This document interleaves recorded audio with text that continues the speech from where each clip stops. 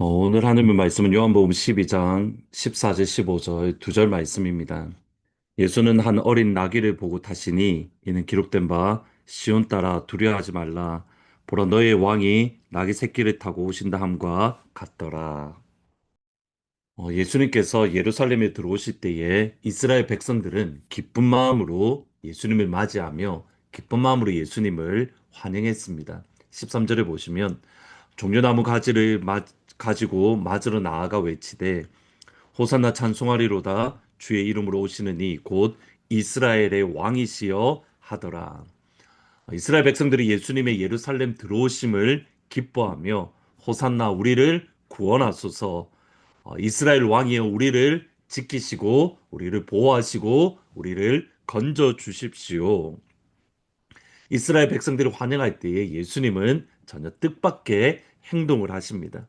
14절에 보시면 예수는 한 어린 나귀를 타시니, 예수는 어린 나귀를 타고 예루살렘에 들어오셨습니다.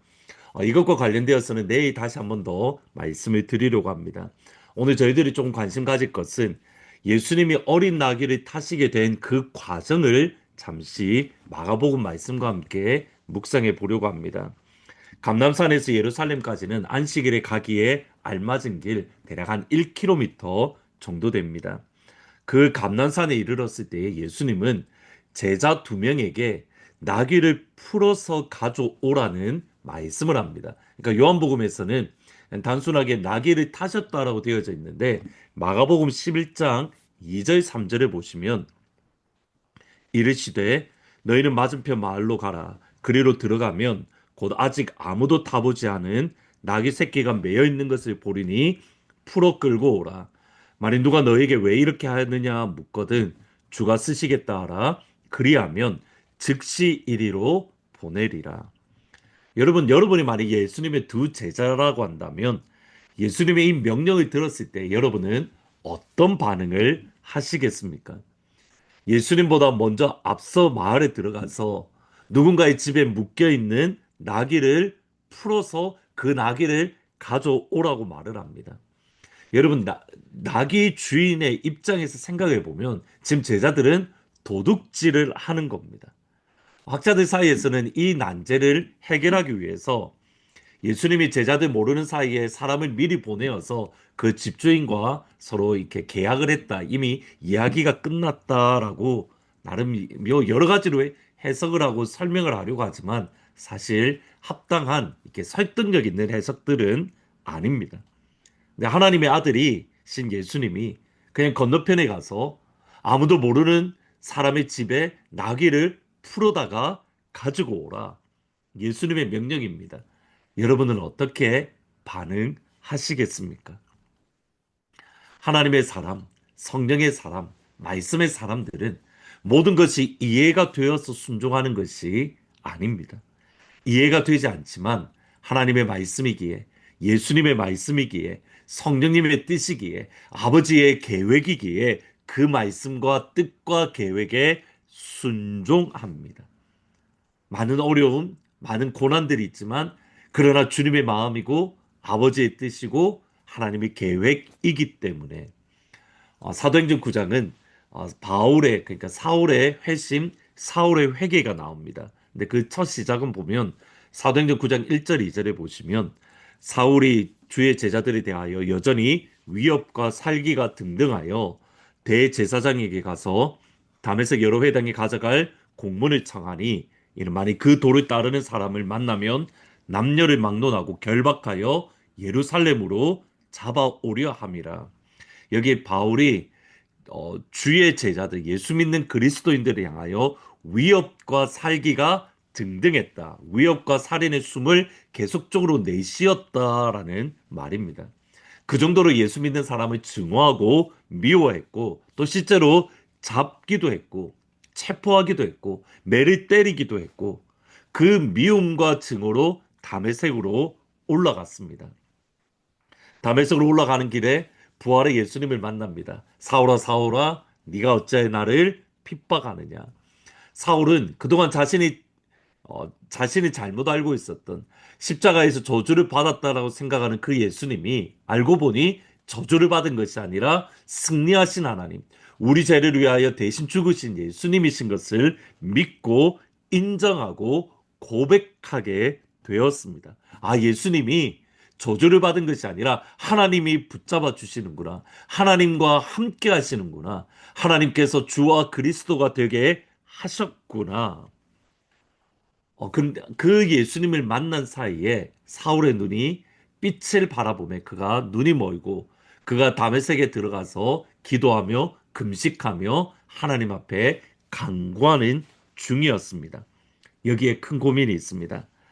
아나니아가 알고 있는 사울은 어떤 사울이냐면 사도행전 9장 13절 14절에 보시면 아나니아가 대답하되 주여 이 사람에 대하여 내가 여러 사람에게 듣사온즉 그가 예루살렘에서 주의 성도에게 적지 않은 해를 끼쳤다 하더니 여기서도 주의 이름을 부르는 모든 사람을 결박할 권한을 대제사장에게 받았습니다.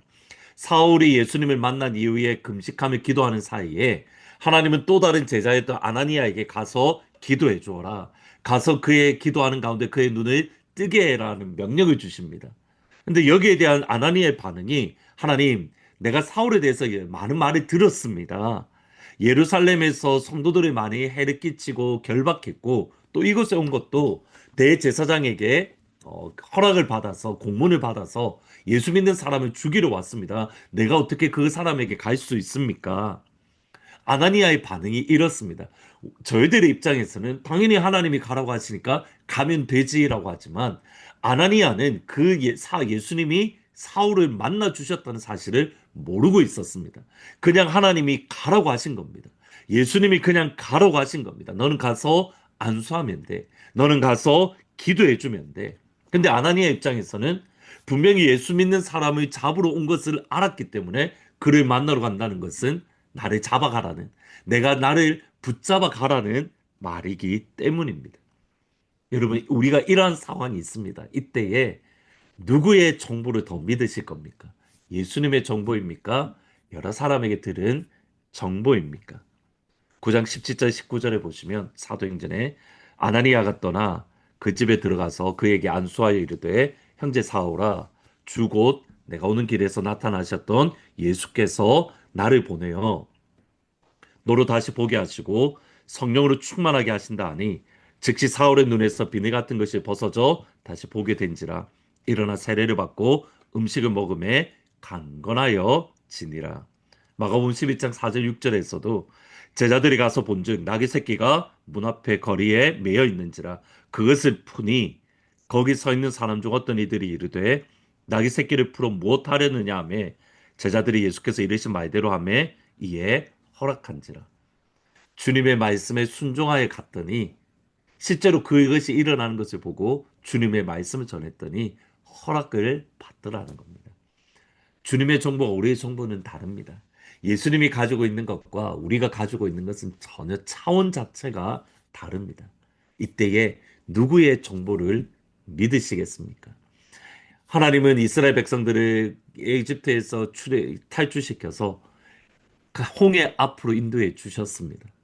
하나님은 이미 그 가운데 길을 내셨기 때문입니다. 시편 77편을 보면 주의 길이 바다 밑에 있었습니다. 이스라엘 백성들은 그 하나님의 정보를 믿지 못했기에 그들은 불평하고 두렵고 걱정했습니다. 근데 하나님의 정보는 분명합니다. 바다 밑에 이미 길을 만들고 계셨습니다. 하나님의 정보가 훨씬 더 정확하고 하나님의 정보가 훨씬 더 분명합니다. 우리의 생각과는 훨씬 차원 자체가 뛰어넘습니다. 누구 말을 믿으시겠습니까? 누구의 정보를 신뢰하시겠습니까? 예수님의 정보와 하나님의 정보와 성령님의 정보를 믿고 신뢰하고 그 주님께 우리의 모든 것을 맡겨드리는 주님께 내 모든 것을 내어드리는, 내 생각이 끌려고 하는 것이 아니라 하나님의 말씀이 나를 이끌어가고 그 말씀에 순종하며 그 말씀에 따라 살아가는 우리 하나님의 모든 가족들, 제자들이 주님의 말씀에 순종하여 나귀를 데리고 오니 예수님이 그 나귀를 타시고 예루살렘에 들어가셨습니다. 근데 이것을 성경의 스가랴 말씀에 성취다라고 말씀합니다. 하나님의 말씀을 이루어감에 있어서 예수님은 제자들과 동력하신 겁니다. 그리고 그 예수님이 오늘 저와 여러분과 함께 동력하기를 원하십니다. 그리고 그 방법은 주님의 정보를 믿는 것, 주님의 말씀을 믿는 것, 주님의 계획을 신뢰하는 것, 주님을 믿고 의지함으로 주님의 그 하나님의 그 계획에 우리가 주님의 동력자로서 섬길 수 있는 귀한 은혜가 오늘 하루 우리의 삶 가운데 있기를 주의 이름으로 축원합니다. 기도하시겠습니다. 예수님, 제자들이 보내실 때에 너무 황당하고 이해가 되지 않는 주님의 말씀입니다. 처음 보는 아기 새끼를 묶어 있는 것을 볼 것이니 그를 데리고 오라는 이 말씀. 분명히 세상의 논리로는 이해가 되지 않고 세상의 해석으로는 도둑질하는 거지만 주님의 마음은 제자들이 가서 그것을 풀어오면 주님은 하나님의 말씀에 성취하는 역사가 일어나는 것을 보게 됩니다. 주님께서는 가라고 하시기 전에 이미 그 마음을 회복시키시고 이미 계획하시고 준비하시고 모든 것을 계획하신 하나님인 것을 신뢰합니다. 하나님, 주님의 말씀을 믿게 하여 주시고 주님의 정보를 신뢰하게 하시고 주님께 모든 것을 내어드릴 수 있는 나의 생각, 나의 마음, 나의 감정, 나의 계획, 나의 뜻, 모든 것을 주의 말씀에 내어드림으로 예수님의 동력자로서 하나님의 나라가 이 땅에 임하는 귀한 축복과 은혜를 허락하여 주옵소서. 하나님, 내일 선교 기도로 함께 모입니다. 이 시간을 통해서 기도를 통해서 선교사에게 함께 동참하는 우리 모든 성도들이 될 수 있도록 아버지 축복하여 주옵소서. 또 고난주간 한 주 동안 저희들이 저녁 집회와 더불어서 부활절 특별 집회까지 가집니다. 이 모든 시간을 통해서 하나님이 주시는 부흥을 경험하게 하여 주옵소서. 예수님의 이름으로 기도합니다. 아멘. 하나님의 말씀에 의지해서 예수님의 동력자가 되는 오늘 복된 하루가 되기를 주의 이름으로 축복합니다.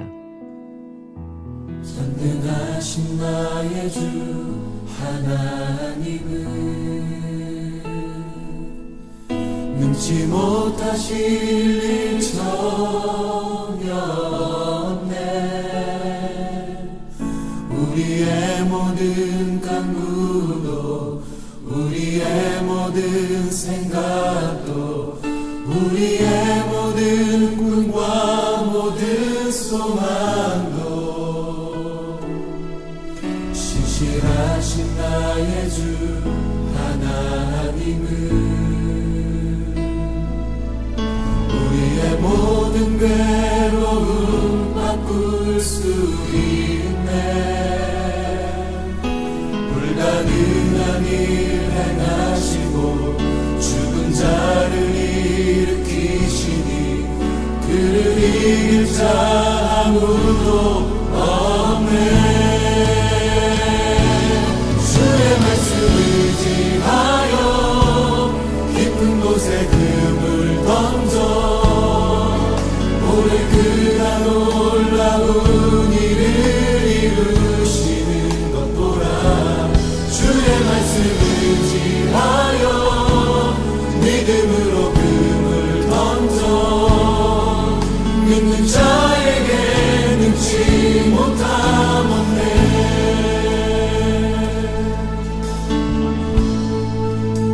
전능하신 나의 주 전능하신 나의 주 하나님은 능치 못하실 일 전혀 없네. 우리의 모든 간구도 우리의 모든 생각도 우리의 모든 꿈과 모든 소망도 신실하신 나의 주님 신실하신 나의 주 하나님은 우리의 모든 괴로움 바꿀 수 있네.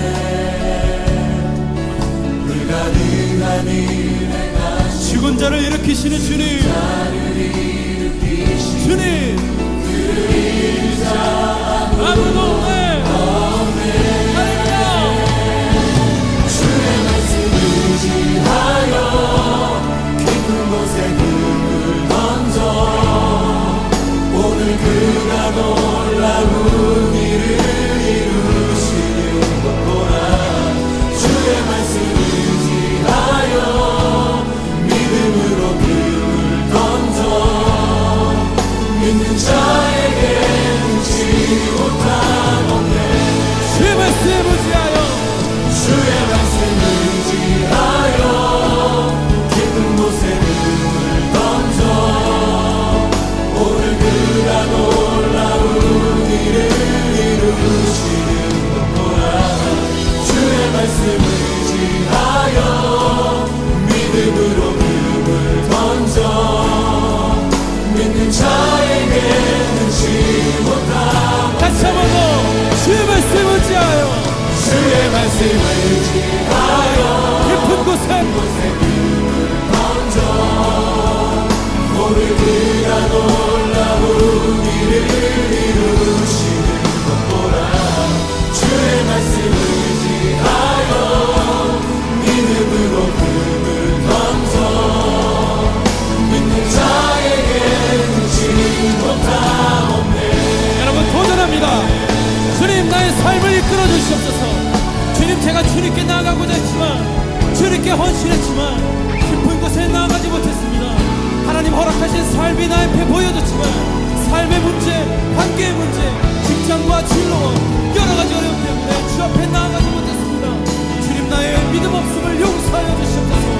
아버지, 나의 삶에 발목을 붙잡고 있는 끈들을 끊을 수 있도록 도와주시옵소서. 혹시 여러분 중에 그렇게 고백하기 원하시는 분들이 있다면 앞자리로 나와서 찬양하며 기도하십시다. 여러분 초청합니다. 주님, 제가 여기 있습니다.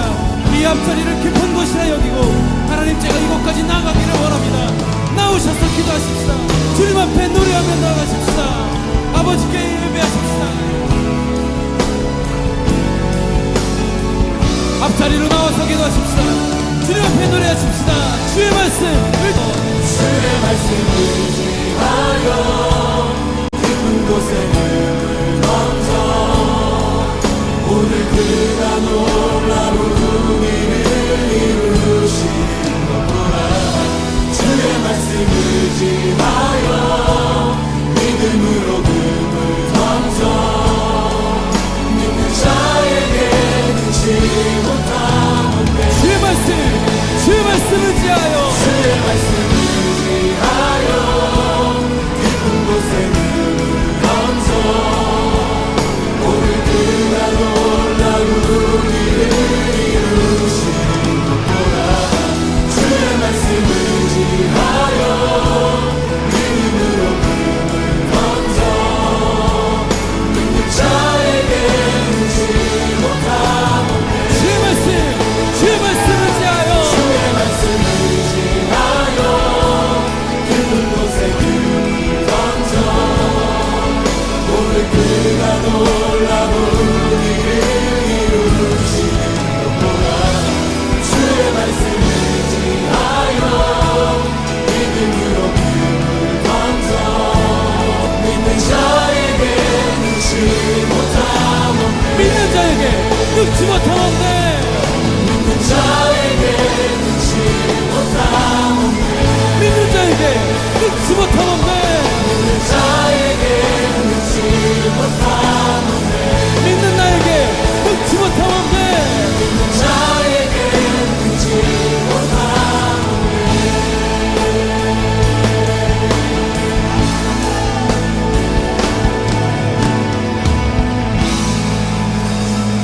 아버지 찬양합니다. 아버지 사랑합니다.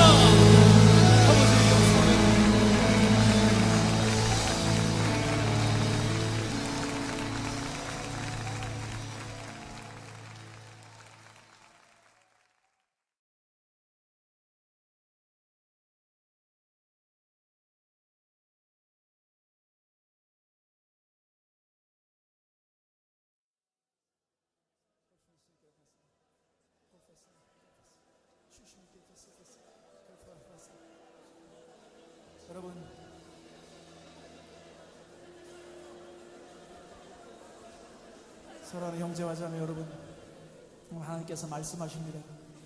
내게는 노래하는 자들이 부족하지 않다. 내게는 기도하는 자들이 부족하다. 이 땅을 회복하고 이 땅을 부흥시키는 데 있어서 기도의 밑거름을, 그 기도의 그런 땀과 피를 흘릴 사람이 필요하다고 말씀하십니다. 여러분, 이 시간에 다시 한번 우리가 기도합시다. 여러분, 우리가 정말 주님, 내가 이제는 기도하는 일에 내 삶을 드리기 원합니다. 여러분, 하나님께서 바람을 일으키셔서, 태풍을 일으키셔서 우리에게 환난과 고통을 주셨을 때 결국은 기도하는 자들이 그 자리에 남게 될 것입니다. 기도하는 자들이 알고게 되는 것입니다. 여러분이 속한 교회와 공동체에서 기도하는 몸을 일으키십시오. 지역과 나라를 위해서 기도하는 자들이 되어야 되겠습니다. 노래하기 전에 우리가 기도해야 되겠습니다. 사람들이 노래하는 모임에는 많이 모이지만 기도하는 모임에는 없다는 것을 여러분이 잘 알 것입니다. 기도하는 사람이, 주님, 기도의 운동이 일어나게 도와주시고, 주님, 기도하는 사람이 기도의 삶의 자리가 도와주시옵소서. 한번 기도하겠습니다. 다시 한번 주님 도와주시옵소서. 주님 기도의 자리가 도와주시옵소서. 하나님 아버지, 내가 기도의 자리가 도와주시옵소서. 주님, 하나님 앞에 우리의 성격 도와주시고 도와주시옵소서. 주님, 그렇습니다. 하나님의 아버지 하나님 도와주시옵소서.